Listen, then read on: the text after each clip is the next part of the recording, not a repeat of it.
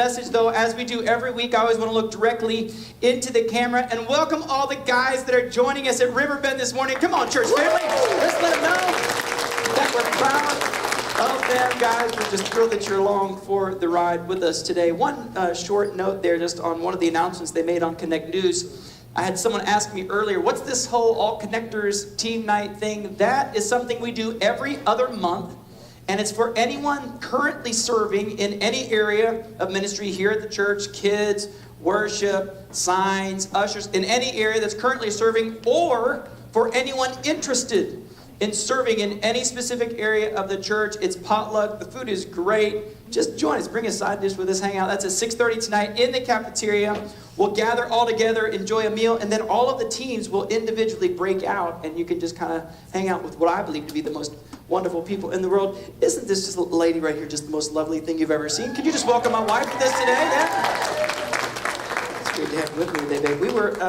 We were in Seattle last weekend. We were. We were there for a friend of ours who was launching, they had their first Sunday in the life of the church, launching a brand new ARC church. We planted through ARC, the Association of Related Churches. And so we're part of that network with him. As we were there for their launch Sunday in Seattle, C Church, SEA, had an amazing time. Our friends, Aaron and Rachel Young, we took a picture of them. There they are right there. There's our dear friends, Aaron and Rachel. We've been friends with them for about 20 years. As you know, through our partnership with ARC, we're planting this year over 100 churches in the United States alone, and there's one of them that we get to be a part of. Isn't that awesome, everybody?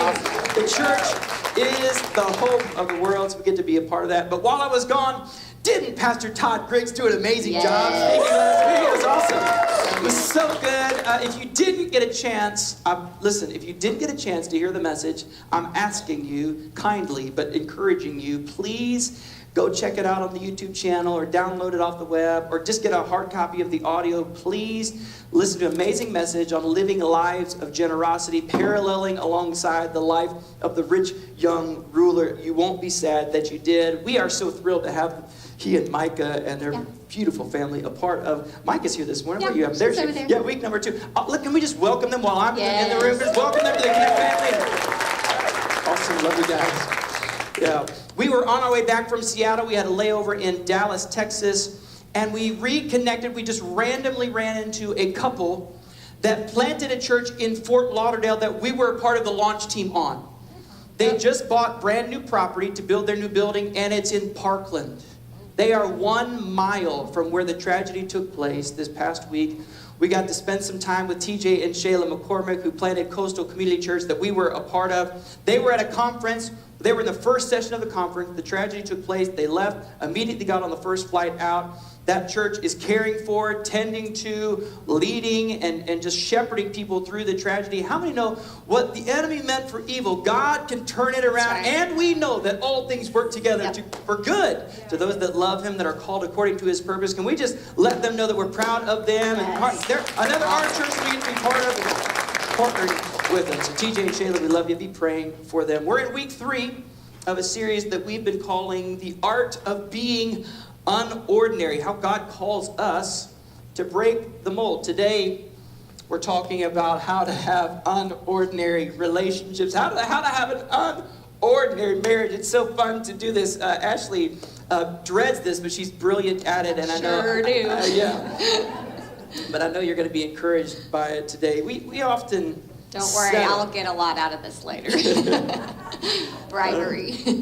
We often settle, though, for ordinary relationships. We settle for ordinary marriages, for ordinary homes. And I really believe that the Christian life shouldn't be ordinary, which means that our marriages should not be ordinary. Our homes should not be ordinary. Our relationships with one another shouldn't be ordinary. Talk about unordinary. Ashley and I, we don't have an ordinary story. In the context of our world today, our story is very ordinary. We met when we were in grade school. I was 12, she was 11. And actually, Ashley was my little sister's best friend. And of course, for several years, she and my sister were just great annoyances in my life. But isn't that what little siblings and their best friends are supposed to be? We were very good at it, too. You were good at it. But at some point, that changed. Sure and did. you were no longer this annoying friend of my sister's. And we began dating when I was 17 and she was 16. We brought some pictures along, everybody, when we were that age. Come on, look at this. Look right here. Come on now. Hello. Yeah. So that's my little sis right there. And of course, Yeah, now I'm she's coming in responsible. between the friendship. So what they figured out, though, was like if we let him in this thing, we could be sisters forever. And so they were part of that process. So here we are dating. I love those polka dots. Look at the polka dots. Yeah. That is awesome. I'm The really, bangs. I'm really enjoying the bangs. And look, honey, your hair looks exactly the same. Yes. Never Yes, it does. changes. Just a little, Never just a changes little this thinner. It wasn't long though, after we kind of officially started dating, that my dad came to me. He received a call to accept the position of leading a church back in Ohio, where we're originally from. I was in the middle of my senior year. You were in the middle of your junior year of high school. And so we started dating long distance. Actually, you flew in for my senior prom. She flew in from Florida for my senior prom in Ohio. I was like the man. I mean, I'm flying my girlfriend in from Florida to be here for prom, everybody. We have that picture right there. Where's the prom picture at? I know we have that one. So there we are. There we are at prom. That's awesome right there. Hello, puffy dress. Sleeves, that's good. Those are So some bad. awesome I love that dress. sleeves. You love it? Oh, yeah. I was all about that dress. I've worn it many times Now, since not then. so much. Yes. We ended up dating long distance for 3.5 years. Now you have to remember, we're old, so this is before the internet. Like we hear people talk about dating long distance today, and we're like, please. Yeah, whatever. That's really? Like this was before cell phones, before unlimited minutes, before texting. I mean, this was mom and dad and Ashley's parents. They would pay for 1 hour. How many remember when you paid for long distance? They would pay for 1 hour of long distance a week, which we would take 2. Actually, it was a couple, maybe 3. Yeah, and we would huddle in a little room and to a phone that was attached to the wall by a cord. That you would make sparks, dialing the number, and you didn't like people that had zeros, and when you messed up, you'd get mad because you had to start all over again, and I love you more, no, I love you more, no, you hang up first, and we did that every week. Yep. And we would write a letter to each other every week. We'd try to get our letters in the mail by Monday so that they would get there before our conversation on Friday. We literally have 10 or 11 binders of every letter we ever wrote to one another, every petal of every bouquet of flowers I ever sent. I mean, that's They're all kind to of her. nasty now. Yeah. I found this thing of, what do you call them, Jelly Bellies that I had saved She from loves- like she loves jelly 20 beans. some years ago, and ooh, they did not look They so did look good, yeah. We did that for 3 years. And then we got engaged. I think where we are, look at that. There we are, right there. That's so you. young. I am smoldering. I mean, that's amazing. Look at that chiseled face. I mean, That I look yes. exactly the same That today. hair. Sexy? Yeah, I think. Of course, my Pepe Le Pew Pepe Le sweatshirt, Pew. that makes it. I bought that You sweatshirt. did? I think that's about 3 months before we got engaged. We got engaged in August, and that was actually on a trip. We took a trip with her parents to London, and took me on my first trip overseas months to ahead of London, time, and which, by the way, just point out, it was a family kind of ordeal, but from both sides, both families commiserating and it was kind of like both sides agreeing upon it before it was all. Well, we were young, they kind of had to. That's right, exactly right.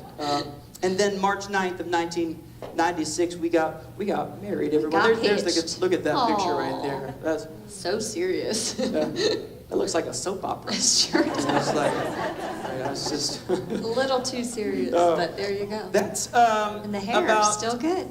Yeah. Still going strong.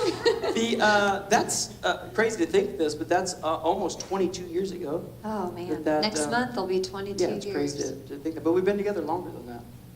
Yeah. Long time. Actually, we've been together for probably over 25 years, and we've known each other for over 30. So it's hard to kind of remember life prior to Devin. Yeah.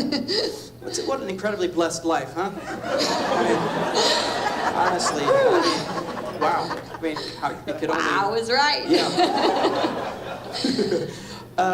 So you fast forward to today, 4 kids, 2 dogs, 2 cats, a hamster, and a partridge in a pear tree. There they are. are. There's our lovely clan that we, you know. Look how Okay, cute, go back to the other picture. Yeah, okay. You go from that to, okay, go to that. We've been busy. I try to tell her all the time, I have feelings too, honey. I mean, I'm not just a piece of meat. But Lord. y'all know that's not the truth. No. You have that picture and the previous picture, and you look at that picture and you think, wow, just the model, perfect family. How many know a lot has happened from that marriage picture to this picture? It's not just been rainbows and unicorns. It's been a lot of work, because great marriages, great homes, great relationships don't just happen. They are created. So let me say it this way. Unordinary marriages don't just happen. You see, ordinary relationships are easy. Doing what is commonplace, customary, normal in our world today, that's easy. Doesn't require much work to be different. But in order to have extraordinary relationships, we first have to master the art of being unordinary. In order to have extraordinary marriages, relationships, kids, homes, it requires being committed to being unordinary, being unusual maybe being abnormal, being the exception, being set apart, being distinguished in some way. I mean, talk about unordinary. Ashley and I have never been physically intimate with anyone else but each other. Now that's unordinary in our world today. She's the only person I've ever been with. We didn't do the club and hooking up thing. Unordinary? Yeah. Unusual? Maybe. Abnormal? Sure. Does it have anything to do with the extraordinary life that we enjoy today? You better believe it. Yeah. You better believe it. And can I just pause right there? Can I just talk to the teenagers and the young adults for just a second? Can I just have your attention? Because this is going to be an unordinary thought. Dating today has really become practice for divorce. Yeah. And let me explain. So I'm going to have a relationship, and I'm going to say married words, and I'm going to do married things without being committed. And when I get tired of you, when I realize that you're not the perfect, compatible partner for me, I'll find somebody else, because that's my prerogative and I like my options. And you end up doing that so many times throughout your dating life. That's what ordinary is to you when you actually do get married, because you've done it so much already. And it's very important. Young person, listen to me. The world is lying to you. It's not working. It never has. It never will. It's ordinary, but it's not working. And you are setting yourself up for disappointment and failure. And those of you that have tried it know I'm telling you the truth. Anytime we get to speak and talk about marriage and relationships, I always just want to make sure that I point out to say that we have to work at it just like everyone else does. We're no different in that way. Absolutely we do. And people look at us and they think, oh, you have the most amazing marriage. You guys are perfect. And I'm like, no, we don't. Yeah. It's like everything we have worked really hard for. We've given it all we can to make it good. It didn't just happen. But we have the same challenges and we have the same struggles that you guys do. I mean, we all do. We all have to work on it. It's not perfect. Now, I will say this. It's been harder for her than it has been for me. Yeah, that's true. Because that's the truth. Ashley is living proof that there are angels living and walking among us, everyone. I promise you that. God has done more in me through our marriage than I could have ever hoped or dreamed or imagined. But it isn't always, easy living with an angel, wings flapping you upside the head and blinding you by the halo. I mean, it's not all easy. But here's what you need to understand. Your willingness in your relationships to be defined and given the title of unusual will greatly determine your ability to experience the extraordinary life. Which is why most of us end up living ordinary lives. It's why a lot of the relationships in the church don't look that much different than the relationships in the world. We don't want to be seen as unusual. We don't want to live life any differently. We just rather blend in and do it the way the world has modeled for us.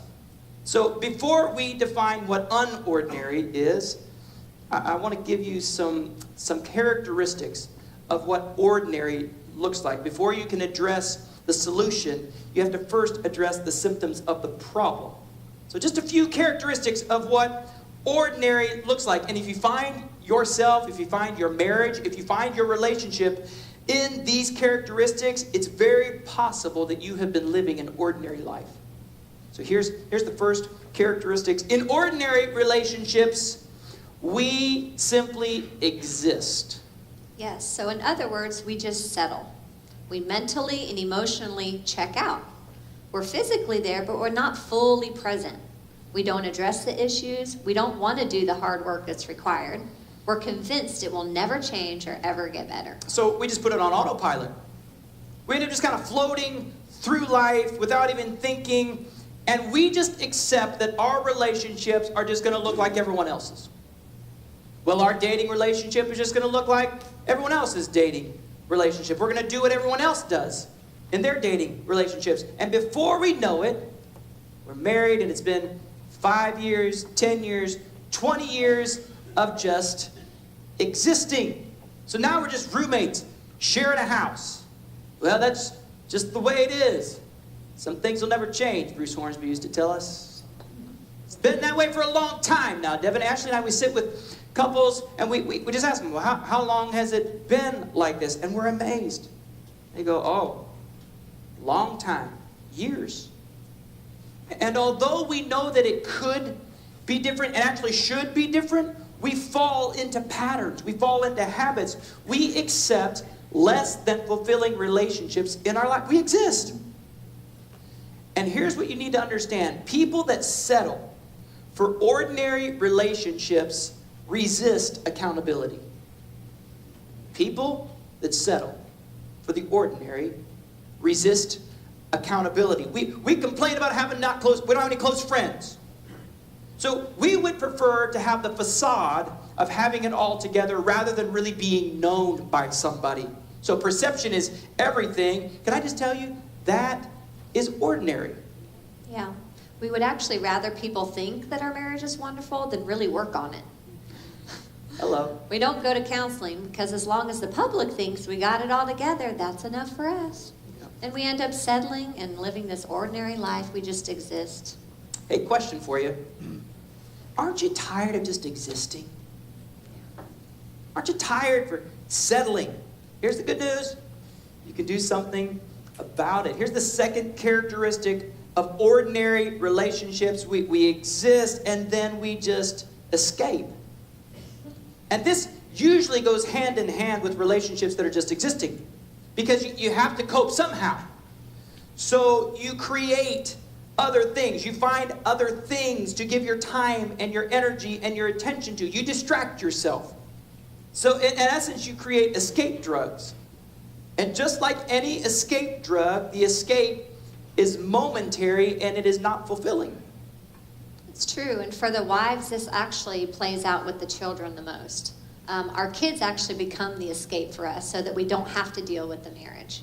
Or maybe we simply escape by creating busyness, like always going, always doing. Rather than working on the marriage, we just keep ourselves busy.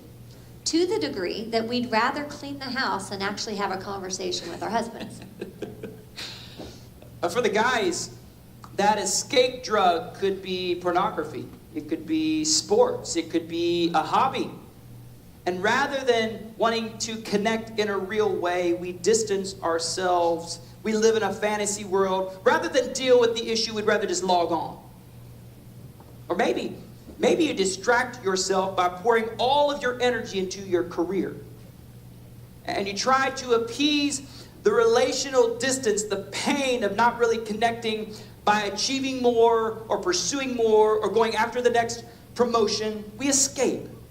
We isolate ourselves, and the longer it goes, the higher the walls get.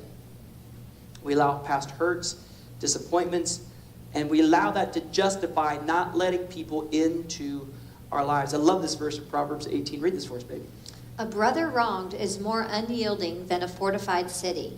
Disputes are like the barred gates of a citadel. I want to just look at that word fortified.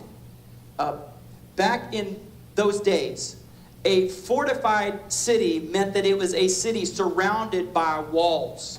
It was fortified, which is exactly what a lot of us have done. We've built walls around our lives, around our hearts. Now here's the problem with that. When you build a wall around your heart to keep the bad people out, you actually end up keeping everybody out. It's true. And you will affect your relationships with everyone, including your relationship with God. We build walls, we isolate, and we escape to temporary drugs that leave us unfulfilled. And when we no longer can exist, and we no longer can escape, and the escape drug has worn off, and we run out of things to distract ourselves, then we do what is very ordinary in this world today, and we exit. We quit. We give up on it altogether. We start thinking that starting over would be easier. And initially, it might seem that way, but in the end, the pattern repeats itself because you never really dealt with the real problem and you end up back in the same place. I love this quote from Jim Rohn. Look what he says. He says, "We must all suffer one of two things." That's all of us. The pain of discipline or the pain of regret and disappointment. The difference is that discipline weighs ounces while regret weighs tons. So true. In the moment, discipline actually feels heavier, but in the long run, the weight of regret is almost unbearable. Yeah. So you have to choose which pain you're willing to endure. So it's not a matter of whether or not you're going to choose pain. You have to choose one of those two. And which pain you choose determines how fulfilling your life ends up being. Unordinary chooses the pain of discipline because it realizes that eventually leads to an extraordinary life. So let me say it this way. The price of discipline is far less than the pain of regret. The price of discipline is far less than the pain of regret. Well, an ordinary is actually very short-sighted. It only sees the here and the now. Unordinary keeps the long view in mind. So there's this quote from John Acuff that I think kind of sums it up. Divorce is so ordinary, we sometimes forget the extraordinary pain that it causes. So we often base our decisions based on the immediate rather than the inevitable. And discipline inevitably leads to a more fulfilling life, but you've got to keep the long view in mind. And just about the time the relationship gets tough and you have to start working through some things, we convince ourselves that the grass is greener somewhere else. And it's all over this thought. Boy, I bet that would be good. It's the coworker. I bet that would be good. And that moves to, boy, I bet that would be better. And listen to me, it's not better. I promise you. The grass is not greener on the other side. If the grass is greener on the other side, it's probably fake. And if it's not fake, the water bill is a lot higher and there's more manure over there, everybody. Hey, listen to me. You know where the grass is greener? The grass is greener where you water it. Yes. Which is why you need to start watering where you want to see green, where you want to see growth. You better start watering. Now, don't mishear us. We're not saying that you stay in like an abusive relationship where your mental, your emotional, and your physical health is actually at risk. That is not discipline at all. That's actually very destructive. It'll affect you even far worse than you can imagine. Yeah. What we are saying is that we can find ourselves after the patterns of this world going from relationship to relationship, which means then we often find a brand new circle of friends on a periodic basis. We frequently move on. And somehow we find a way to always place the blame on whatever group of people that we were hanging with for that time. It's always someone else's fault. Can't accept the responsibility or see our role in the relationships breaking down. So what we end up doing is only having superficial, surface relationships. We never allow our roots to go deep. We never have real conversations with people. We've got to make the commitment to plant ourselves, to pursue deep relationships, and to not just bolt when it gets hard, to not isolate, to not shut people out, to not let the walls get higher and higher. And for us married couples, making commitment to start actually watering the grass right where you're at. Yeah. The price of discipline is always less than the pain of regret. Start investing in what is most rewarding. Don't just keep escaping. Don't just exit or settle for anything less than a fulfilling marriage. Young adults, singles, what you water grows. So the relationships that are growing in your life, healthy or unhealthy, are the ones that you are watering, tending to, and giving attention to. Now let me just, for the teenagers, can I just talk to the parents for just a second? If you see them watering the wrong relationships, here's good news. You actually control the water source. That's right. Lefty-loosey, righty-tighty. You need to start righty-tighty on the water source if you don't like the relationships that they're watering. Parents? Okay, so what do we do? What do we do? That's what ordinary looks like. And maybe you see yourself in that. Maybe you see your marriage in that progression. Maybe you see your relationships as you look at the relationships that you've walked through from existing to exiting. What does it mean to have an unordinary relationship, an unordinary marriage? 5 thoughts for you this morning. I usually give you 3, but I got a little extra for you this morning because we have extra joining us, so it's good. Here's the first one. Here's the first thing that unordinary relationships do. We don't compete, but we complement. We don't compete, but we complement. As crazy as it sounds, by God's design, He purposely created men and women differently on almost every level, and all the married folks said, Amen. Good and bad. Yeah, it's true. Devin and I are actually pretty similar. We see things and we see the world very similarly, but we do have very polar opposite things about us that are quite funny at times. Like, for instance, I'm very detailed. Like, I'm all about the little things and I see all the details, and he's just very much big picture, like big vision, big ideas. We're going to take the world. It's going to be amazing. And I'm like, awesome. Now one step at a time. Can we really do this? So I kind of help ground him in areas like that. He's actually very good at being out in front of people. I, on the other hand, I love being behind the scenes. Like, I wouldn't care if y'all never saw me. Like, I could be way back there behind those curtains the whole time and be just fine. Aren't you thankful you get to see her today, though, everybody? That's good, right? Once a year, buddy. Once a year. Yeah. I'm actually very cautious. I like to kind of weigh things out, watch, observe before I make a decision. He, on the other hand, just jumps all in. He's just a risk taker. Go for it. It's going to be amazing. Let's go, babe. And I just hold on to the coattails. He's a little bit more, how do I say this, intense. He's intense. That's a very diplomatic word. Thank you. It is. I thought that was good. Thank yeah. you. I'm a little more casual, not so intense. He likes to try new things, always wanting to try something new, do something fun. And I'm kind of like, no, I kind of like it this way. This is what I'm used to. I go with what I know. Let me tell you how that plays out. So when we go out to eat, Ashley has one thing that she gets at that restaurant. Wherever we go, that's right. The thing that she gets. She's going to get that every time. Mm-hmm. And we sit down at the table, and I see 30 options that could quite possibly, maybe, be better than what you've been getting every time you've gotten at that restaurant. No. I mean, it's just this world that you could be enjoying.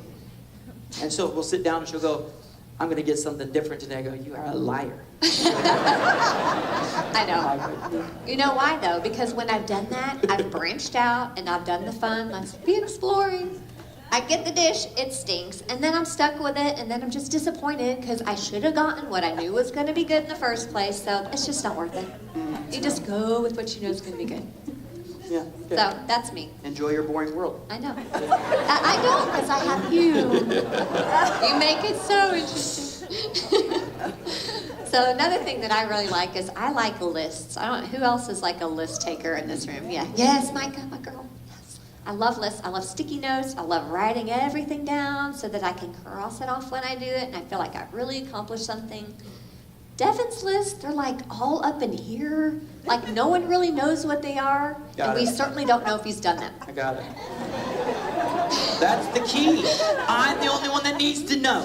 Sometimes Yeah, Ashley, and maybe some of you all will relate to this. Ashley is such a list maker and taker that if she does something in her day that wasn't on the list, she will go back and add it to the list just so that she can mark it off the list to make herself feel better. Is anyone else that crazy? Oh my goodness. Yes, I got to see all that I've accomplished Those are your today. people out there. Those are your people. Tackling my list. It's awesome. But we've actually balanced each other very well through the years. He's helped me to be a little bit more diplomatic and sand off the rough edges, and I've helped him to be a little more direct at times. True. Here's what I often hear, though, from young adults, people in the dating world, the ordinary world of dating. I often hear them say, well, I just can't find someone that I'm compatible with. Which really what they mean by that is, I can't find someone like me. I can't find someone that likes everything that I like, and I can't find someone that does everything the way that I want to do that. Guess what? Get used to being lonely. Yeah. Compatibility, to a certain degree, is a myth. Yeah. Like, listen to me. You don't need another you. You don't need to be married to you. The world can only handle one of you. You need someone not like you. I needed the very opposite of me in some areas. Yes, you did. I still need the very opposite of me in some areas. I mean, when we take the DISC personality assessment, we do it in Discover, step 2 of our, we take all that stuff. We're literally the exact opposite. I'm an ID, she's a CS, I'm the top of the chart, she's the bottom of the chart. And you can allow that to either annoy the fire out of you, or you can pursue complimenting instead of competing. I mean, just the fact that she's here today, this is not the most comfortable thing for her to do. It's not what she prefers to do.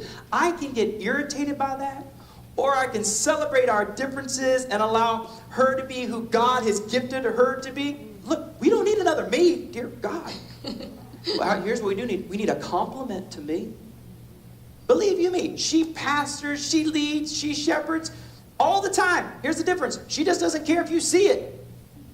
She has her own way of doing her own thing with her own gifts, with her own abilities. And we celebrate the fact that together we can complement one another and we can accomplish way more together living that way than competing against each other. Colossians chapter 3, look at this verse. It says this, therefore, as God's chosen people, that includes her, holy and dearly loved, clothe yourselves with compassion, kindness, humility, gentleness, and patience.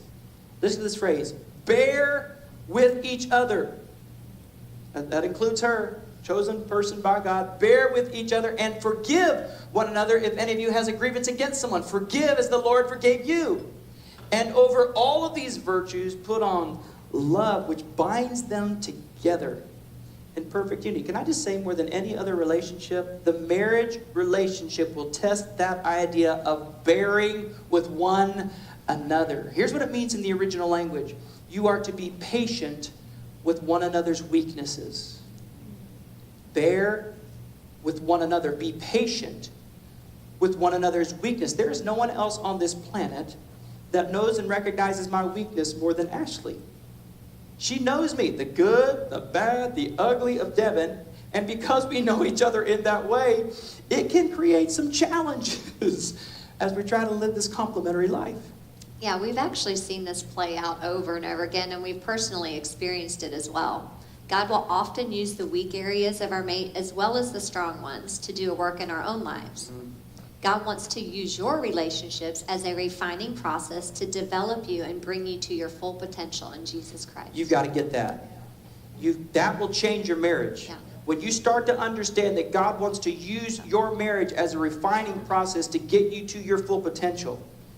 You need to understand that marriage is not about creating the kind of person that you want, but rather seeing and celebrating the kind of person that Jesus is making. Yeah. They're not a project. Ladies think, give me 2 years with him, I'll have him whipped into shape. Good luck.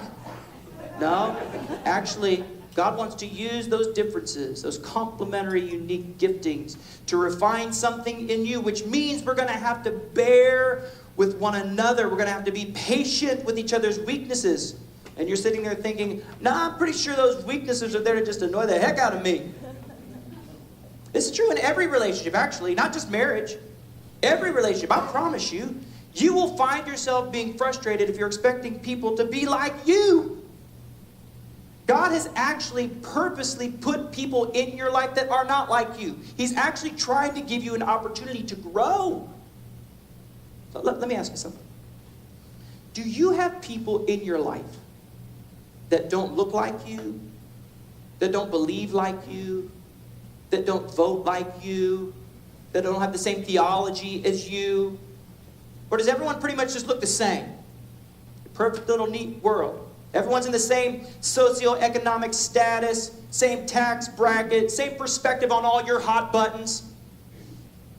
God, listen to me, God is actually trying to teach you something through a person that you normally wouldn't hang with. Husbands, wives, the next time you are greatly aware of one of your spouse's weaknesses, I want you to ask yourself a question. What is it that God could possibly be trying to teach me? What could I be learning from this? How could I be growing from this? Ask yourself that question. Read that verse in Galatians chapter 6. I love this verse. Carry each other's burdens, and in this way you will fulfill the law of Christ. If anyone thinks they are something when they are not, they deceive themselves. Each one should test their own actions. Then they can take pride in themselves alone without comparing themselves to someone else. For each one should carry their own load. We don't compete. We complement. We each carry our load.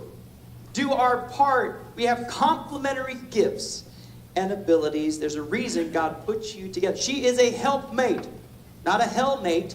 A helpmate for you, sir. All right, here's the second characteristic of an unordinary relationship. We don't compete, we complement. Here's the second one. We don't conceal, but we openly communicate. So we're honest. We have no secrets. In other words, I give you free and unhindered access to every part of my life. There's nothing I hide from her. Cell phone, your texts, the search history on your computer, your Facebook account, your bank statements, whatever it is, she has access to it. Genesis chapter 2, we read it earlier this week in our soap guide. The man and the woman, naked before each other, not only means they didn't have clothes on, but it also means they were completely exposed to one another. Nothing hidden, totally transparent, completely accountable. Unordinary relationships involve communicating openly and honestly. So here's the problem, though. Studies have shown that the average couple only spends 4 minutes a day in meaningful conversation. Okay, how many know that's not going to be enough? In fact, let me tell you what, that will produce ordinary. 4 minutes a day will produce ordinary in your life. Well, and we experienced this firsthand. Early on in our marriage, it was very frustrating for me because Devin was that person. He would give me these one-word answers. I'd be like, how was your day today, honey? Good. What'd you do? Nothing. I mean, real short, to the point, nothing elaborated whatsoever. And so we had to figure out how to communicate on a deeper level with each other and get past like those surface issues.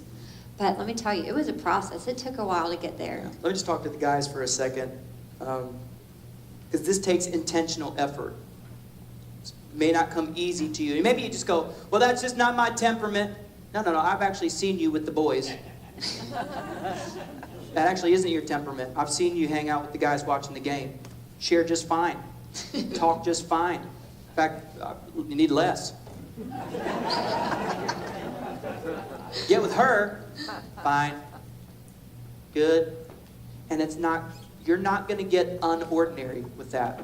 You'll get ordinary, but it won't lead you to an extraordinary relationship. We've got to work on it and in it every day. Quit settling for mediocrity.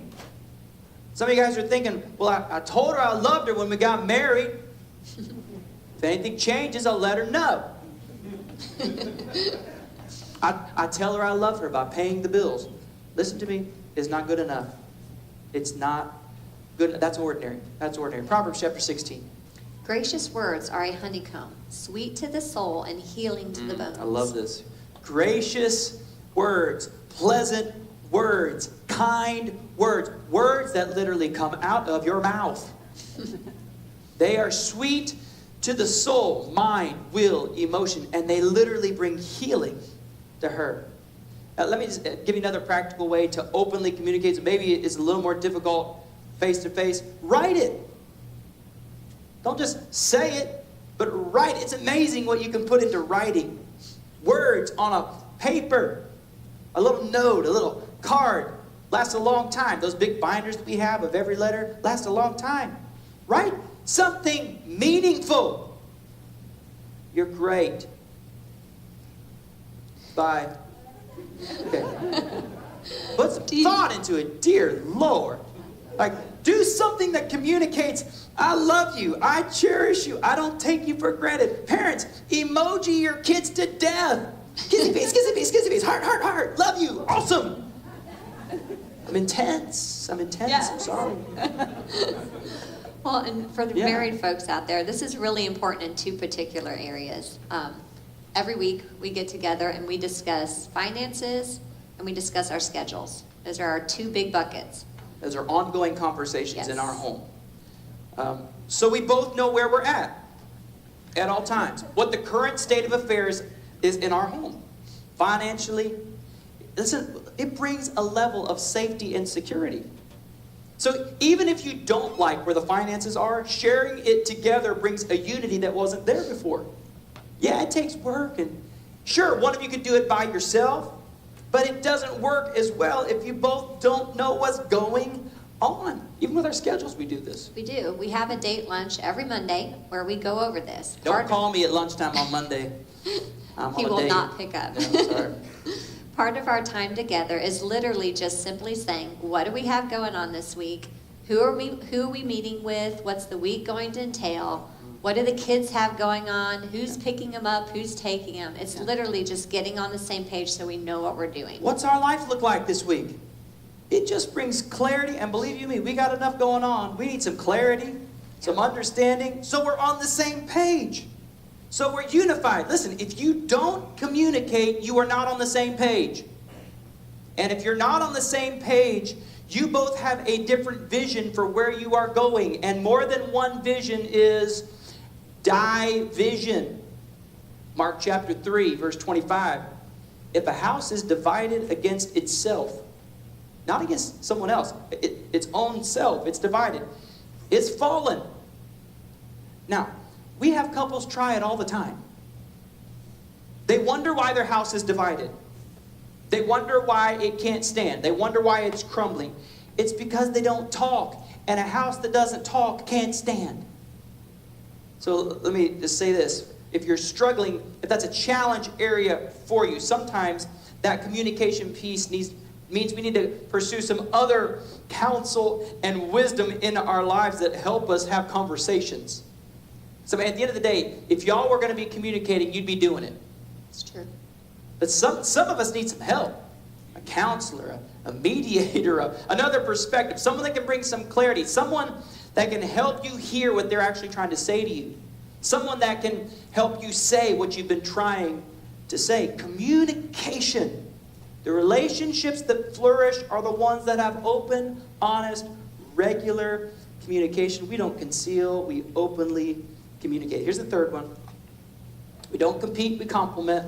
We don't conceal, we communicate. We don't close off, but we intentionally connect with one another. So this means that we don't isolate or we don't shut each other out. We share life together. We give each other our best energy. And we keep the marriage the priority relationship in the home. The marriage is the priority relationship in the home. Your home was a home before you had kids. That's right. And it'll be a home when the kids leave. The marriage is the priority relationship. And whether you want to call that a weekly date night or a lunch date like we do every week, here's what you're looking for every week. Planned time together. Planned time together. That means time on your calendar, because it probably doesn't happen unless it's on your calendar, where you know you're going to have each other's undivided attention. That's right. So what does that mean? That means we continue to date and pursue each other. Yeah. In other words, We have to feed the fire of romance. That's what I'm talking about. Feed the fire of romance, everybody. Hello. We just finished Valentine's Day. Maybe some of you are thinking, well, I did my annual duty. He should be good for a while. Actually, no. You need to feed the fire of romance. Let me say it this way. Every fire burns out unless you stoke it and keep throwing fire logs on it. That's right. We have a couple tell me, well, we just don't have what we used to. Well, of course you don't. It's not the fireplace's fault that there's not a fire in it. You got to throw some logs in the fire. Get a fire starter, get some paper, get some logs, and strike a match. You got to work. You got to feed the fire of romance. Every fire goes out unless you stoke it. Feed it. I'm intense. You like fires. Yes, I like fire. You stoke the fire. You keep tending to the fire. Well, I got her, so I hope that fire keeps us warm for the rest of our lives. Nope. No, brother. You keep stoking the fire. Guys, keep pursuing her. Hey, be nice to the girl. Be nice to the girl. You remember what it was like when you were dating? Doing stuff for her? You would drive 3 hours to see her 30 minutes. And now you complain when she calls you to pick something up that's out of your way on your way home to pick up the dry cleaner. Well, you know, Devin, we can't really afford to be going out all the time. Good for you. Can't really, all these extravagant dates and all these gifts that are, listen, that's not what I'm talking about. I'm not talking about extravagant gifts. Yeah. Well, and actually some of the most meaningful gifts you gave me weren't extravagant at all. They weren't even expensive gifts. They were like little things. Yeah. Just thoughtful gifts that you would just do along the way. Yeah, it's stopping by Walgreens and getting Brookside chocolates, everybody. Yes. Come on now. It's going through Chick-fil-A and getting her the frozen lemonade she loves. It's going through Jamba Juice, getting that Orange Dream Machine. It's a good night for me. Orange Dream Machine. Awesome. It's amazing. A small gift, a small act of giving goes a long way. Small act. Here's what it communicates. I was going throughout my day, and you were so important that my time, my schedule, and my tasks getting accomplished, I laid those aside because I wanted to communicate to you, I'm still madly in love with you.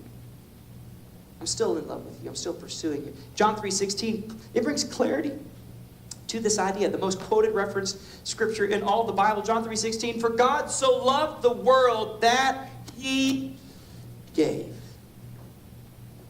It reminds us that God loved us so much that he did something. So love is actually best represented with an action. And the verb that the Bible gives us that represents love is giving. He gave us his son. God's love prompted him to do something and give up something. His love was expressed in a tangible way. So God doesn't just have love, he gave love. He gave love through his son, Jesus. So if your love isn't resulting in something being expressed or given, it's not a God type of love. It's an ordinary love. It's not unordinary, and it's not going to lead you to extraordinary. God's love is sacrificial.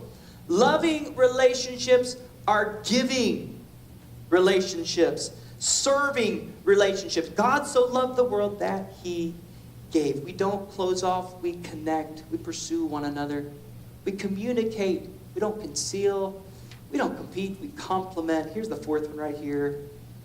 We don't live under contract, but we live in covenant. We don't live under contract, we live in covenant. In other words, we're not looking for an out. Now, here's the ordinary. Here's the ordinary. Man, as soon as you break the contract, I'm out. In fact, I'm gonna protect myself. We need some prenup, and I'm gonna protect myself. That's ordinary. We live in a culture that has a contractual mindset when it comes to relationships. And the whole Bible, the whole mindset of the Bible is built on a covenant relationship. Jesus says, I am the covenant. This blood is the covenant that I represent for you. I'm laying my life down for you. The whole Bible is based on a covenant relationship. But today, we like to exercise our options. We like to protect ourselves. Here's a word that people don't like anymore, but it's a word that God was willing to use when talking about his commitment to us. Look at Hebrews chapter 13. Never, never will I leave you. Never will I forsake you. I just want us to think about the depth of that word. Never. There's nothing you can do to make me not love you. There's nothing you can do to make me not go after you and pursue you. You could never go too far. Never will I fail you. Never will I give up on you. Never will I abandon you. Never will I walk out on you. Never. Never. We don't like that word. It's fine for God. Not good for me. I need to protect myself. And I'm telling you, God wants to bring us to a place where we strengthen our relationships by making that type of covenant commitment to one another. In fact, I'll go one step further. Your relationships will never be as strong as they could be until you do go to that place. It's a covenant. Yeah. You'll never actually experience the depth of your relationships and what they could be until you've thrown these other options out the window. So divorce isn't an option. If it's not an option, you won't go there. Commitment actually means staying loyal to what you said you were going to do long after the mood you set it in has left you. Okay, I'm going to make sure you heard that. Commitment means staying loyal to what you said you were going to do long after the mood you set it in has left you. Because Lord knows, we'll say some things in the right mood. You get in the right lighting, the right music playing, we'll say some things. I've witnessed it firsthand. They look into each other's eyes. Hearts are fluttering, violins are playing, and white dresses are flowing. Till death do us part, they say. And I've watched time after time that there were other options. Yeah. And again, I'm not saying that you endure pain and suffering and abuse. What I am saying is that type of commitment gives you the power and the security to make the marriage great. There's something so powerful in covenant, because I know she's not going anywhere. I'm not going anywhere. In fact, when we get into disputes and disagreements, we both know we're not going anywhere, so I always kind of say, listen, you know I'm not going anywhere, you're not going anywhere, let's just get to the makeup time. Let's go make up. Let's start stoke the fire. It's always a good. Covenant relationship is unselfish. We support one another. We're each other's biggest cheerleaders. Those biggest fans. We encourage. We speak life. But it's impossible for a selfish person to live in a covenant relationship. Covenant says, I'm going to have the other person's interest at mine. I'm going to regard them first. Philippians chapter 2, verse 3. Do nothing from selfishness or empty conceit through factional motives or strife, but with an attitude of humility, being neither arrogant nor self-righteous. Here it is. Regard others. Sir, your wife is a part of that others. Regard. Another translation says, consider others as more important than yourselves. Do you consider your spouse more important than you? Great relationships happen when the people in those relationships understand what it means to serve one another. We consider, regard others. Early on in our marriage, we actually had a pastor friend of ours tell us that marriage is about out-serving each other. And that should be your goal in your marriage. Which means that we need to be unselfish with our love and our time and putting the other person's needs above our own. Which means that it's not always going to be convenient. Covenant commitment is not always convenient. In fact, covenant relationships are best conveyed during times of greatest inconvenience. That's when you really know they love you, when it's not convenient. You compliment, you communicate, you connect, you live in covenant. And then I would be sorely underserving you. Listen, you want to live an unordinary relationship? You want to have an unordinary marriage? You got to get this one. We don't conform, but we fully commit to Jesus Christ. We do that as individuals first. First, Romans chapter 12. Read this for us, love. So here's what I want you to do, God helping you. Take your everyday, ordinary life, your sleeping, eating, going to work, and walking around life, and place it before God as an offering. Embracing what God does for you is the best thing that you can do for Him. Okay, go back to the first one if you can for me. Sorry, guys. Go back to, yeah, right there. Thank you. Don't miss this. Here's what I want you to do. Like, by the way, you won't be able to do it unless God's helping you to do it. Take your everyday, ordinary life. And the fastest way you get to God's best being worked out in your life is by doing this. By placing your life before Him as an offering. You want to move from ordinary to unordinary? Here's where you start. Place your life. Place your marriage before Him as an offering. You've got to... There is a direct correlation between your spiritual life and your relationships. There is a direct correlation between the health of your spiritual life and your relationship with God and your relationships with everyone else. Which means you're never going to effectively love other people until you first experience the love of God for yourself. Just by the nature of how He designed us. Our relationships with people will improve when our relationship with God improves. Yes. Scripture goes on to say, we won't read it, to don't conform, it says, to the patterns, to the behaviors. Don't copy the behaviors of this world, but live a transformed, unordinary life. Don't just settle, undistinguished, unexceptional. 1 John chapter 4 tells us that we can love if we experience His love first. It's in experiencing His love for ourselves first that allows us, that gives us the ability to love others. So could it be that your first step actually isn't towards them, but it's actually towards Him? Could it be that in experiencing His love, He will give you the ability, He will give you the patience, He will give you the understanding. We love after we first experience His love for us. We sit with couples all the time. And they sit down with us, then they go, man, if he would stop doing that, everything would be better. And they turn to them and go, yeah, but I'll do that when you do this. And they point their fingers, when in reality, this relationship gets better when this one gets better. Yeah. Psalm 127, verse 1, last verse of the day. Because unless the Lord builds it, all the work you're doing, it's in vain. In other words, if you take God out of the process, it's bound to fail.